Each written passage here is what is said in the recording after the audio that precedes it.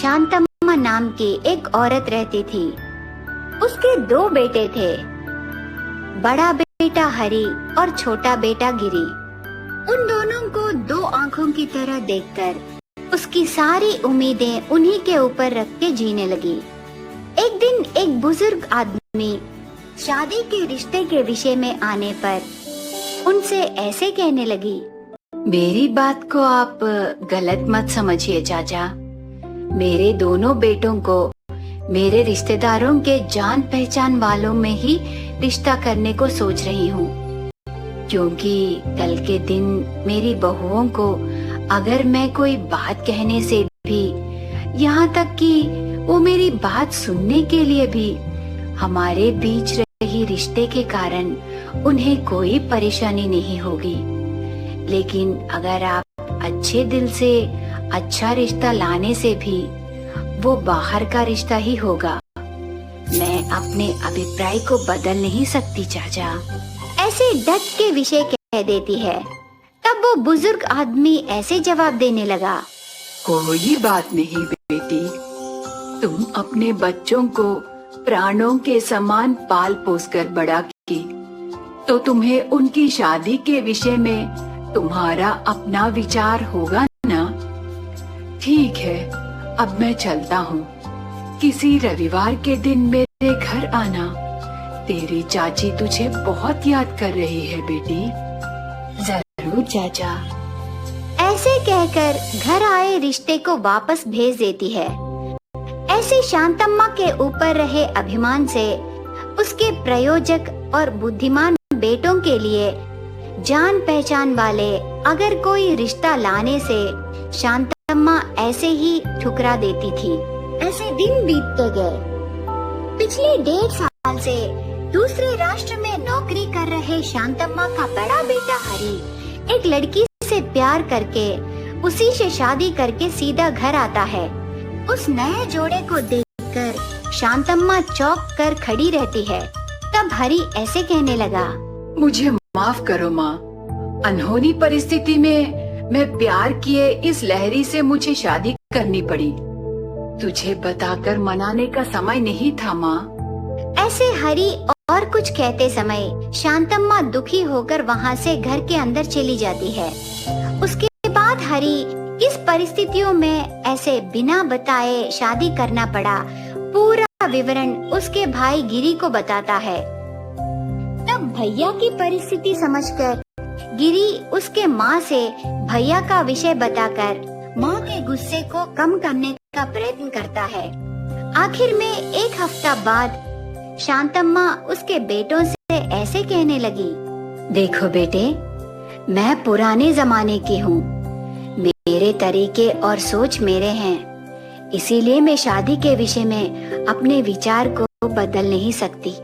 ऐसे कहकर अपने बेटों को छोड़ने के लिए मैं मूर्ख नहीं हूँ। इस मामले में आप जो भी समझे, मैं उस लड़की को अपने दिल से मेरी बहू नहीं मान सकती। ऐसे कह देती है। हरि और गिरी ने सोचा दिन बीतने पर उसकी माँ में बदलाव आएगा। इस तरह दिन बीतते गए।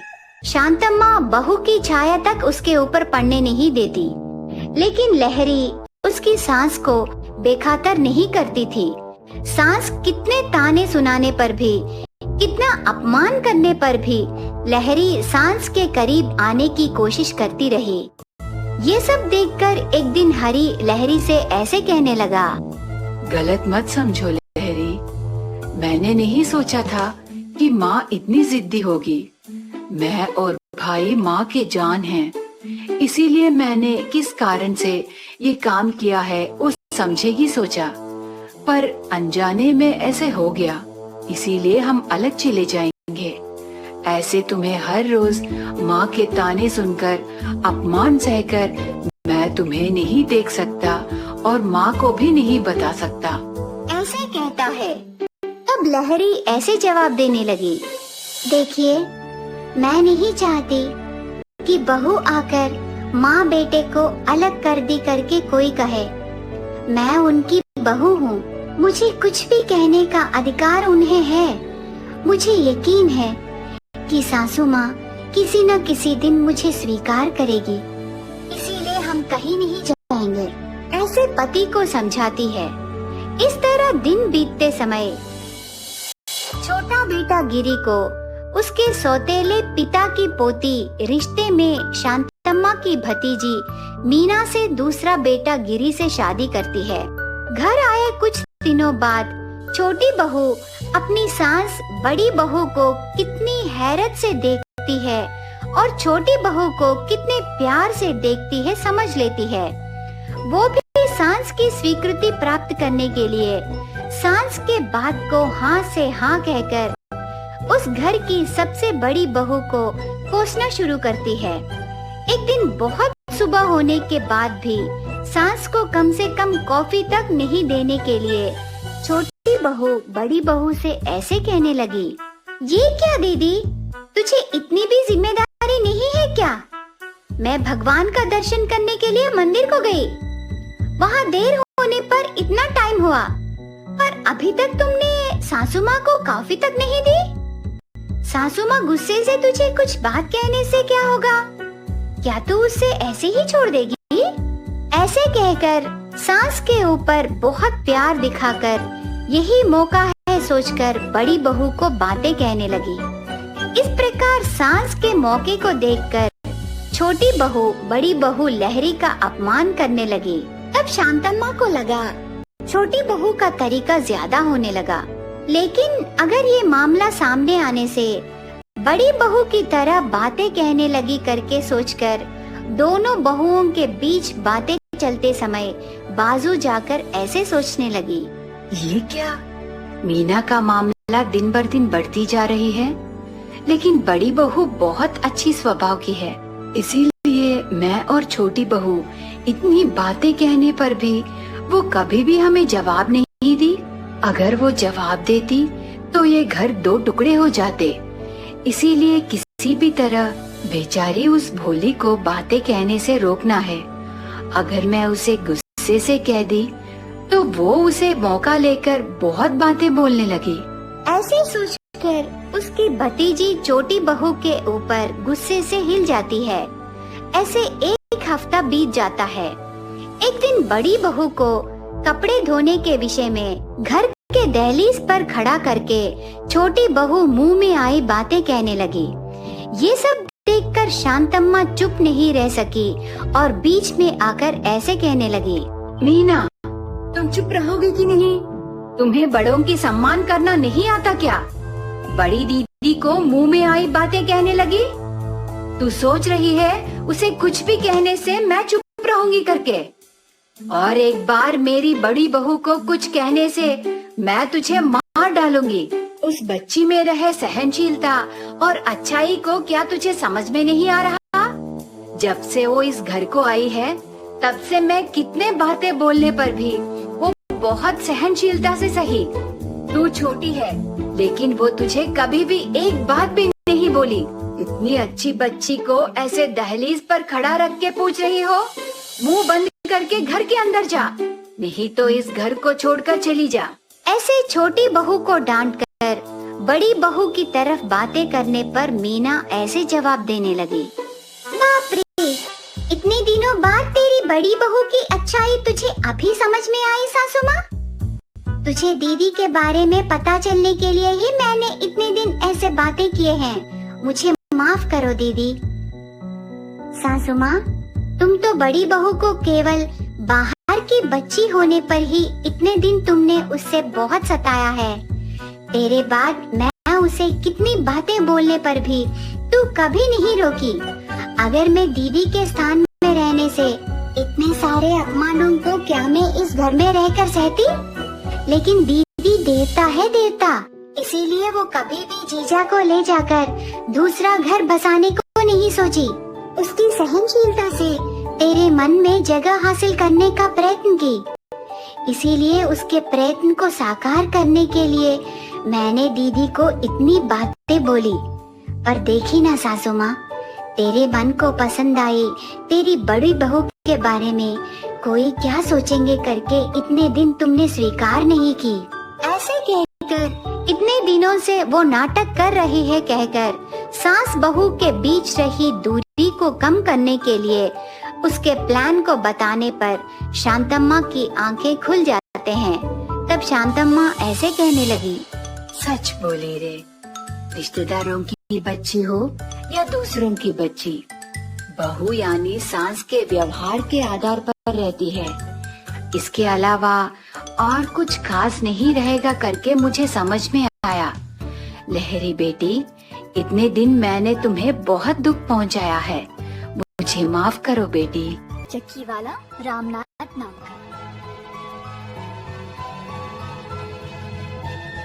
रामनाथ अपनी माँ सरस्वती जी, उसकी पत्नी सूर्यवती और 3 बच्चों के साथ रहता था। गांव में रामनाथ का मिल अच्छे से चल रहा था, तो उसने सोचा कि वह एक और मिल शहर में खोलेगा।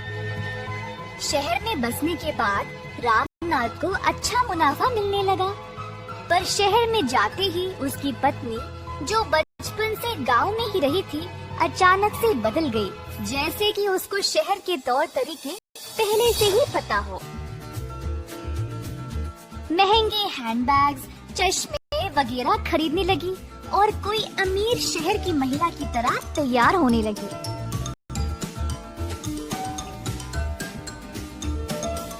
एक दिन सूर्यवती जी ने अपनी बहू को बुलाया और कहा, सूर्यवती, इन सारे बैग में है क्या? ये वो मैंने कुछ हैंडबैग्स और चश्मे खरीदे हैं। क्या ये सब करना जरूरी है बेटी? मेरा पैसा है अम्मा जी, जो मेरी मर्जी। अब मैं गांव में नहीं रहती हूँ ना, मुझे पता है यहाँ के लोगों के साथ चलने के लिए क्या क्या करना पड़ता है, और मुझे आपसे तो कोई सलाह नहीं चाहिए। नहीं बेटी, पैसे तो पेड़ पर नहीं उगते ना। इस घर की बहू होते हुए तुम्हें भविष्य के बारे में भी सोचना चाहिए और सोच समझकर पैसे खर्च करने चाहिए। तुम जो ये सब कर रही हो वो ठीक नहीं है बेटी। मेरी मर्जी अम्मा जी, मैं अपनी शर्तों पर जीना चाहती हूँ और मुझे किसी की सलाह नहीं चाहिए। अगर कोई मेरे विरुद्ध भी बोले तो मुझे कोई फर्क नहीं पड़ता। इसी तरह सूर्यवती चिड़चिड़ी होकर अपनी सासू माँ से कड़वी बातें बोलती थी। दूसरी ओर माँ अपने बेटे रामनाथ को इस बारे में समझाकर सूर्यवती में अच्छा बदलाव लाने के लिए कहती है, पर सूर्यवती को यही लगता था कि माँ जी उसके पति को उसके ही विरुद्ध करने की कोशिश कर रही थी। दिन दिन ऐसे ही बीत गए और सूर्यवती और भी कठोर और घमंडी बनने लगी। एक दिन सूर्यवती रामनाथ को अपनी बड़ी बेटी की शादी के बारे में पूछती है। वह किसी को कुछ ही दिनों से जानती थी और वह चाहती थी कि उसकी इस नए सहेली के बेटे के साथ उनकी बेटी की शादी की जाए। हम तो इन लोगों को जानते भी नहीं, ऐसे घर में हम शादी कैसे कर सकते हैं? मेरा यकीन करिए, उनका केवल एक ही बेटा है जिसने अमेरिका में पढ़ाई भी की है। उनके पिता तो नहीं है, पर उसने अकेले सारी जिम्मेदारी संभाली है और अपनी माँ का ख्याल भी रखता है। ये लोग बहुत बड़े बंगले में रहते हैं और अच्छे खासे पैसे वाले हैं। नहीं नहीं, मैं गांव से ही कोई अच्छा सा लड़का देखूंगी। इन शहर के लड़कों पर मुझे कोई यकीन नहीं है। नहीं, मैं जैसा चाहती हूँ वैसे ही होगा। अगर मेरी बात नहीं मानोगी तो मैं घर छोड़कर चली जाऊंगी और कभी वापस नहीं आऊंगी। अपनी पत्नी का बर्ताव देखकर रामनाथ चुपचाप चला गया, उसकी बात मानते हुए। सूर्यवती ने अपनी बेटी की शादी आखिरकार अपनी सहेली के बेटे के साथ कर ही दी। शादी के बाद एक दिन सूर्यवती अपनी बेटी के ससुराल गई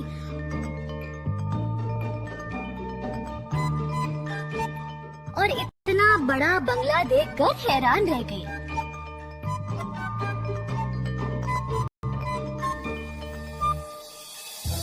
उसी समय उसका दामाद आया।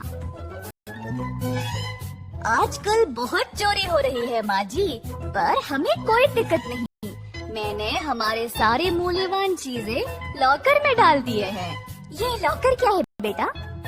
कुछ नहीं सूर्यवती, बस एक जगह है जहाँ पर हम अपने जेवरात और जरूरी कागजात रखते हैं बंद करके, और जब भी चाहे उनको हम वापस ले सकते हैं। बातों बातों में सूर्यवती ने अपनी बेटी को बोला कि वह भी उसके सारे गहने और कागजात अपने पति को दे दे लॉकर में रखने के लिए। माँ की बात मानकर उसने बिल्कुल वैसे ही किया। अगले दिन सूर्यवती के दामाद ने अपनी पत्नी को वापस मैके भेजा और बोला कि वह अपने माँ के घर से 50,000 रुपए जल्दी ले आए, क्योंकि कोई संकट आ गई है। बिना सोचे समझे सूर्यवती ने उसको पैसे दे दिए। पैसे मिलने के बाद फिर से अगले दिन दामाद जी वापस अपनी पत्नी को मायके भेज देता है, उसके पूरे सामान के साथ, ये कहते हुए कि वो और उसकी माँ विदेश जा रहे हैं किसी काम के सिलसिले। ये सब देखकर रामनाथ को अपने दामाद पर शक होने लगा। उसने सोचा, काम के लिए इनको देश छोड़कर जाने की क्या आवश्यकता, और वो भी अचानक से, पता तो लगाना पड़ेगा।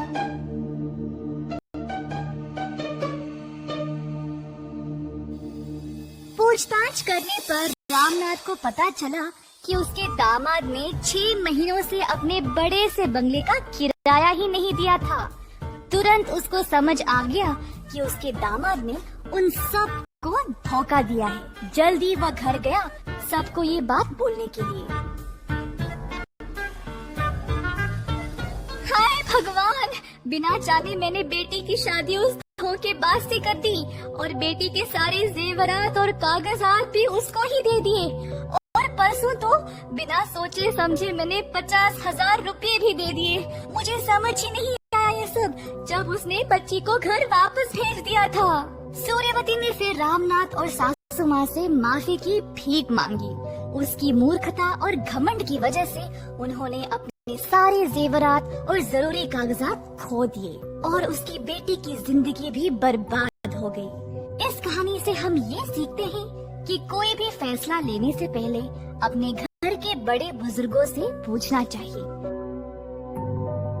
अगर ऐसा नहीं करोगे तो सूर्यवती की तरह फंस जाओगे।